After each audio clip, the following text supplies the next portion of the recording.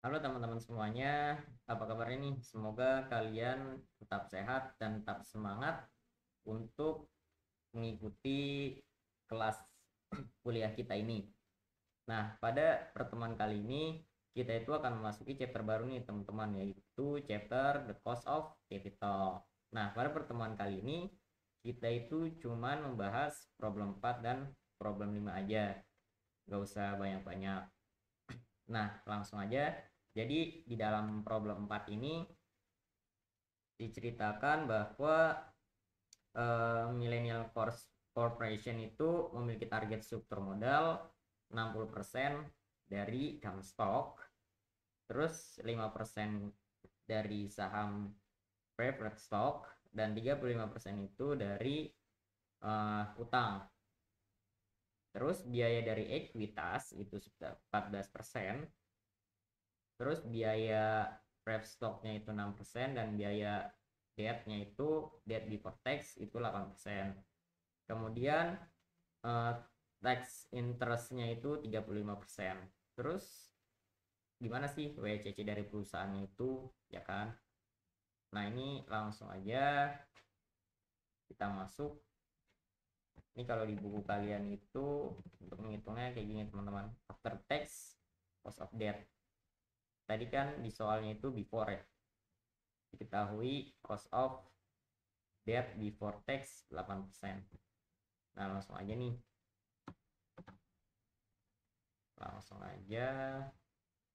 Ini kita pakai RD1 dikali 1 min tax ya. Ini kalau di buku kalian kayak gini sama aja. Terus ini kita masukin. Nah, 8%. Tadi kan 8% nih. Cost of debt before tax itu 8%. Terus untuk taxnya itu 35% pajaknya. Jadi hasilnya ini tinggal dikali ya teman-teman, ya kan? Nah, hasilnya 5,2%. Seperti itu. Nah, untuk selanjutnya ini kan tadi udah dikasih tahu nih untuk weightingnya. Tadi weightingnya itu 35% pada debt, utang, long term debt, jangka panjangnya 35%. Kemudian untuk preferred stocknya itu 5%, 5%.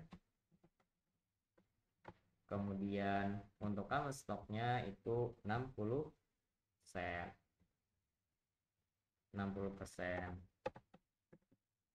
Nah, untuk biayanya itu tadi untuk uh,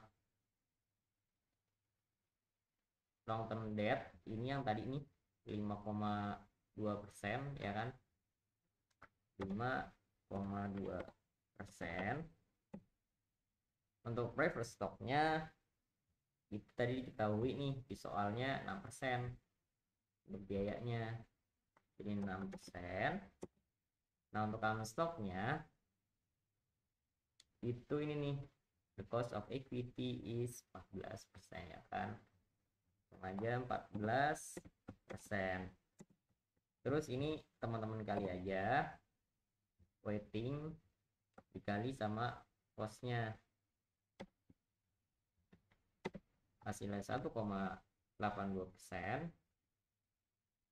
sedangkan preferred stocknya 0,3%, dan common stocknya itu 8,4%. Nah, ini ditambah aja semuanya di sum jadi deh 10,52%. Untuk problem 4-nya sudah selesai. Kita lanjut masuk ke problem kelima. Nah, di dalam problem 5 ini ada ceritanya PT Beras Wangi ya kan. Dia itu bergerak di bidang produksi pangan. Dia itu ingin mencari dana. Nah, pendanaannya itu dia pakai beberapa cara nih. Yang pertama dia itu pakai long and debt, terus pakai preferred stock, kemudian pakai common stock. Nah, untuk soalnya, soal A itu hitunglah biaya real untuk masing-masing sumber pendanaan, baik dari long term debt, preferred stock, common stock, dan new common stock. Oke, langsung aja kita isi dulu dari long term debt-nya. Long term debt-nya ini kita cari dulu nih teman-teman nilai par-nya, ya kan.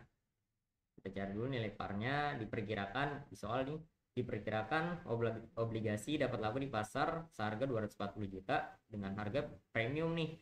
Artinya itu berada di 20% di atas harga yang sudah intrinsik, ya kan. Jadi di sini nanti hasilnya itu kalau untuk mencari nilai par-nya 100 dibagi 120% dikali sama 240 juta, kayak gitu ya. Ini dimasukin aja. Jadi 100 dibagi 120 dikali 240 juta. Nah, seandainya kalau dijual diskon gimana nih, Kak? Kalau seandainya dijual diskon, ya kan, diskon 20%. Berarti ini kita ganti nih, bukan 120, tapi 80, ya kan, karena dijualnya itu diskon, kayak gitu. Nah, kemudian untuk interestnya di sini kan diketahui coupon rate 12%. 12% dari harga parnya. Jadi 12% dikali sama 200 juta ini. Hasilnya 24 juta. Sedangkan untuk net profitnya kita cari nih net profitnya. Di sini PT Beras Wangi juga membayar biaya legal, underwriting, dan registrasi. Nah, masing-masing biaya tersebut itu besarannya 5 juta. Nah, berarti 5 juta ini dikali biaya legal, underwriting, sama registrasi, berarti kan 3 dikali 5 juta itu 15 juta. Nah, 240 juta ini dikurang nih sama NP-nya nanti, net profitnya. Jadilah 240 juta dikurang 15 juta, hasilnya 225 juta. Nah, untuk tahunnya itu ada jangka waktu 10 tahun. Jadi 10 tahun deh. Jadi deh 10 tahun. Nah, kemudian ini kita pakai rumus ini, approximating cost. Oke, kita masukin aja. Kalau di buku sebetulnya ini bukan 1000 ya, ini par yang bener. Jadi 1000 ini sebetulnya par dari soal ini nih. Jadi jangan lupa nih, kalau di buku 1000 ini bukan 1000 tapi nilai parnya ya. Nah, oke, kita balik lagi ke soal. Jadi kita masukin aja interestnya itu 24 juta, terus parnya itu 200 juta, dikurang net profitnya 225 juta, terus N-nya 10 tahun. Oke, kita masukin aja. Nah, untuk hasilnya ini bisa teman-teman pakai kalkulator aja. Jadi deh 10%, 10,12%. Nah, kita lanjut. Kita untuk mencari RD2 pada saham lama, rumusnya masih sama. RD1 dikali 1 min tax. Kayak rumus ini, ya kan. Kita balik lagi, kita masukin dulu. Ini masih pajak yang lama tadi nih. RD1 nya 10,12% dikali 1 dikurang sama pajaknya 22%. 22%. Tarif pajak berlaku sebesar 22%. Kayak gitu. Untuk hasilnya itu di teman-teman pakai kalkulator aja, hasilnya adalah 7,89%. Ini untuk saham yang lama, sedangkan dia itu menerbitkan saham yang baru. Nah, kita pakai lagi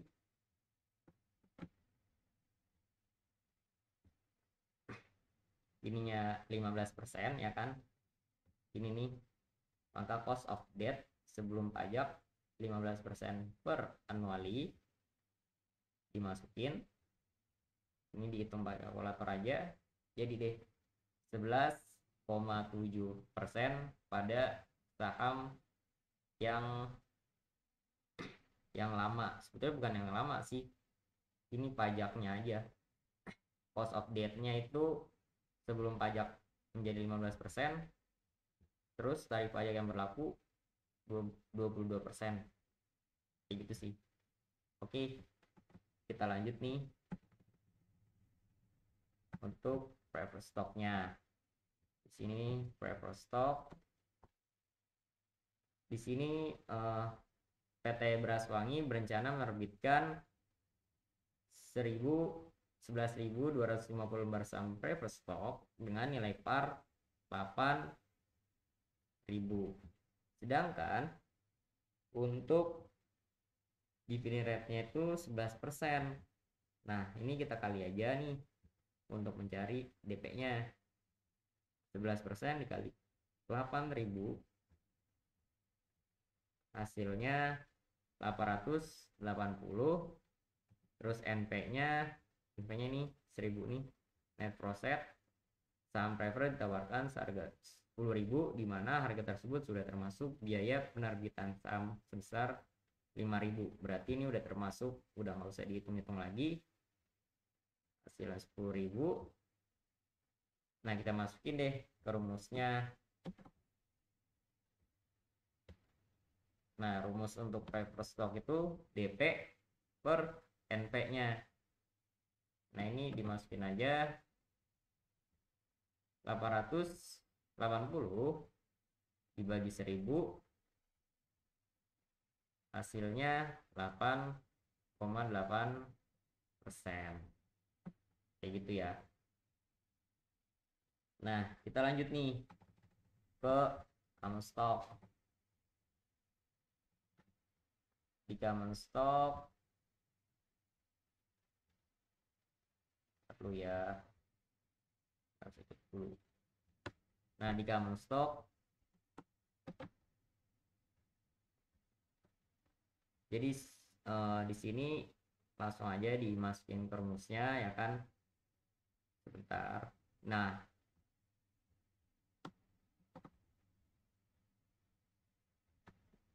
untuk tahun 2015 ini kan diketahui nih 68,3 rupiah per lembarnya. Jadi ini dimasukin, terus total dikali sama 1 ditambah G-nya dipangatin N-nya. N-nya dari mana? N-nya dari 2015 sampai 2019. Dimasukin juga. Kan 4 tahun tuh, jadi 4 tahun. Jadi 1 ditambah growth dikali dipangatin 4. Nah, cuman ini kan ada DO-nya nih. Dividennya membagikan dividen sebesar 100 per lembar pada tahun 2019. Jadi DO satunya itu 100.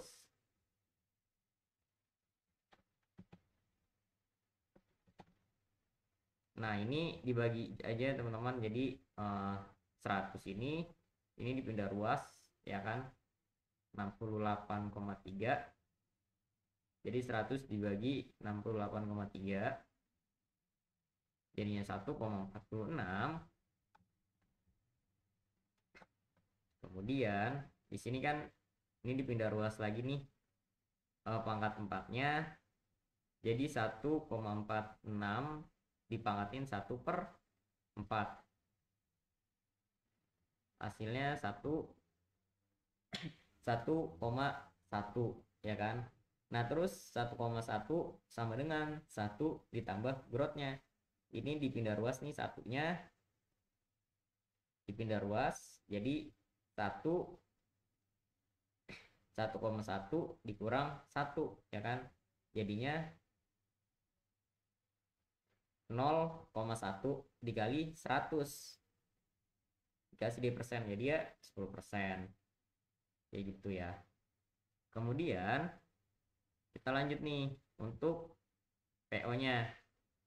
PO-nya kan dia dijual satu lembar sahamnya itu harganya 6.000.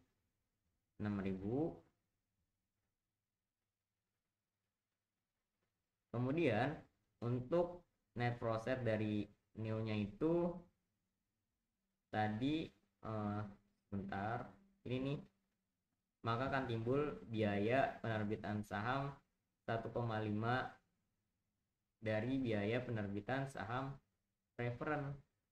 Tadi kalau saham preferen kan 5.000 ya. Ini nih, menerbitkan saham preferen itu 5.000.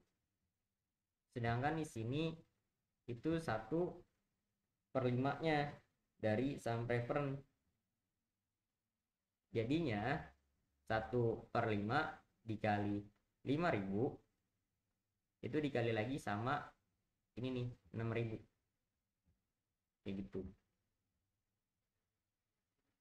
Enggak dikali sih, dikurang, maaf. Jadi 6.000 ini dikurang sama biaya net profitnya, hasilnya 5.000. Soalnya kan tadi 1/5 itu dikali 5.000 itu 1.000, ya kan? 6.000 dikurangin 1.000 jadinya 5.000. Selanjutnya ini kita masukin aja ke rumusnya.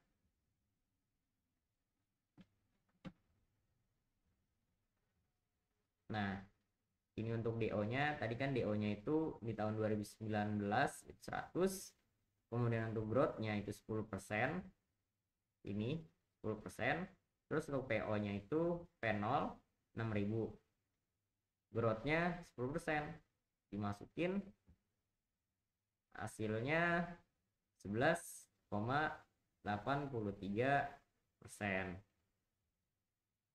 Nah, selanjutnya untuk yang barunya itu masih sama rumusnya, kita masukin lagi. Nah, yang baru kan kalau tadi yang lama itu 6.000 nih, yang baru itu 5.000. Jadi kita masukin, kita ganti aja, kita ganti ke net profit karena dia kan baru menerbitkan saham baru. Jadi 5.000, jadi 100 dikali 1 ditambah 10% dibagi 5.000 ditambah 10%, hasilnya jadi deh 12,2%, kayak gitu. Nah, kemudian ini kita cari nih, hitunglah breakpoint atas sumber pendanaan tersebut. Jadi dihitung breakpointnya. Oke, sebentar, kita balik lagi. Nah, kalau untuk long term debt itu 50% dari kebutuhan dana perusahaan. 50% dari kebutuhan dana perusahaan, ini 50%. Terus tadi dia itu menerbitkannya sebesar ini 500 juta. Jadinya itu 500 juta dibagi sama 50%. Hasilnya itu 1 miliar. Nah, dia menerbitkan long term debt-nya itu sebesar 1 miliar. Nah, kemudian kita cari nih common stock-nya. Common stock-nya ini belum diketahui. Nah, tadi ini kan penerbitan saham biasa mampu memenuhi 20% dari kebutuhan dana perusahaan.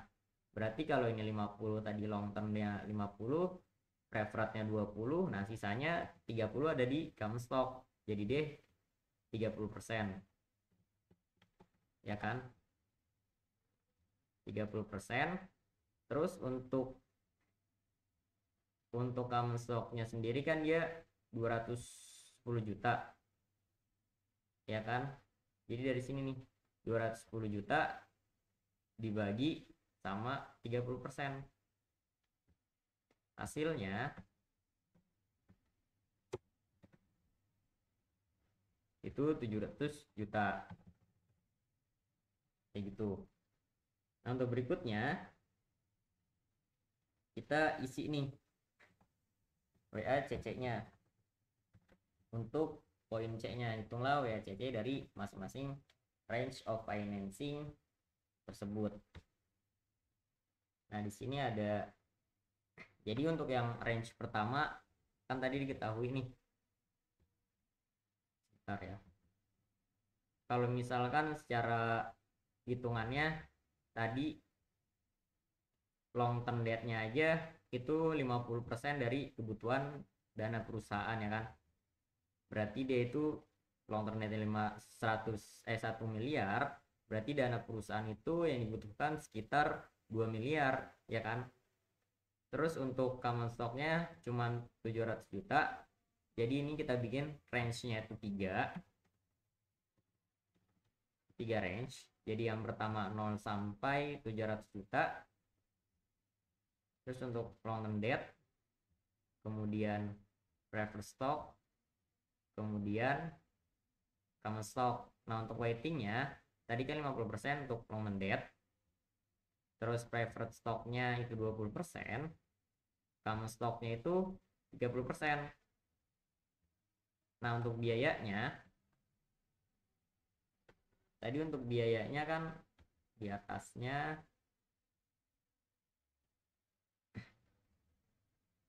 nih, untuk biayanya tadi ini nih 7,89 sebelum naik ya. Ini masih yang lama. Jadi ini ditulis 7,89, sedangkan tadi preferred stocknya itu 8,8%. Dari yang ini nih 8,8%. Ya kan? Nah, kemudian untuk common stocknya 11,83%. Dari mana? Dari ini 11,83%. Nah, ini dihasilin aja, dikali-kali aja ya, kali. Nah, jadilah WCC 1 ini dihasilin. Jadi untuk WCC 1 nya 9,26%. Terus kita bikin WCC 2, ini range nya dari 700 sampai 1 miliar. Ini sampai long term debt ya kan. Nah, kita masukin lagi, di sini ada long term debt, terus ada preferred stock, terus ada common stock. Untuk weightingnya masih sama, 50% pada long term debt, 20% pada preferred stock, 30% pada common stock. Nah, untuk biayanya ini kita pakai yang barunya. Nanti yang barunya pada common stock. Kalau long term debt kan masih nggak ada yang baru kan, masih yang lama. Kita masih yang lama sebelum naik. Nanti setelah 1 miliar baru dia kita pakai yang baru. Nah, ini masih juga 8,8%. Nah, ini kita pakai yang baru nih karena sudah melebihi dari BEP-nya dari common stock 700 juta. Ini kan cuma sampai 700 juta ya, sedangkan ini udah lebih nih, udah 700.000 misalkan, 700 juta 1000. Jadi udah pakai yang baru. yang ini 12,2%. Ini dikali-kali aja, semuanya dikali.